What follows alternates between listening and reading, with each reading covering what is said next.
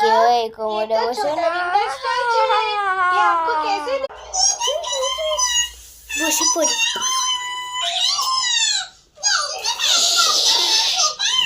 আরে বাবা রে, বাবা ভালো হয়েছে, চলে গেল। ঢুকে যাই আবার।